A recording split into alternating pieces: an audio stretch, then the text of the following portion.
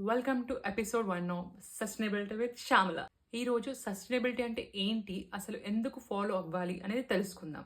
మనం మన Indian culture, the beautiful కల్చర్కి మర్చిపోయి foreign culture, use and throw కల్చర్కి అలవాటు పడిపోయాం. ఫర్ ఎగ్జాంపుల్, క్లాత్ నాప్కిన్స్కి బదులు టిష్యూస్ వచ్చేసాయి. మనం బయటకు వెళ్ళినప్పుడు వాటర్ బాటిల్స్ క్యారీ చేసేవాళ్ళం. ఇప్పుడు use and throw plastic bottles ఎక్కువైపోయాయి.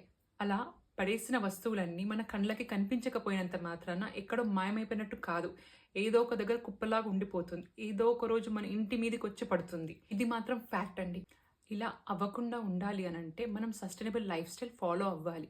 కానీ ఎలా ఫాలో అవ్వాలి అని ఆలోచిస్తున్నారా? చాలా సింపుల్ అండి. ఎంచక్కా మన కల్చర్ని ఫాలో అవుదాం. తాతలు ముత్తాతలు ఎలా ఉండేవారు? చాలా సింపుల్గా ఉండేవారు. వాళ్ళకు ఉన్న దాంట్లో చాలా హ్యాపీగా బతికేవారు. ఏదైనా వస్తువు ఖరాబ్ అయిందంటే దాన్ని రిపేర్ చేసి మళ్ళీ మళ్ళీ తరతరాలు వాడేవారు. ఏది అనవసరంగా కొనేవారు కాదు. వాటర్ కానీ, ఫుడ్ కానీ, ఎలక్ట్రిసిటీ కానీ ఏదైనా సరే జాగ్రత్తగా వాడేవారు. ఏదైనా కొన్నామోనంటే అది ఎన్నేళ్ళు వస్తుందని చూసేవారు. అందుకని కొద్దో గొప్పో మనము అందమైన ప్రపంచాన్ని చూసాం. హ్యాపీ అండ్ హెల్దీగా ఉన్నాం. మన నెక్స్ట్ జనరేషన్కి కూడా ఒక హ్యాపీ అండ్ హెల్దీ జీవితం ఇవ్వాలి అంటే మనం మారక తప్పదు మరి. సో నెక్స్ట్ వీక్ నుండి చిన్న చిన్న చేంజెస్తో మొదలెడతాం.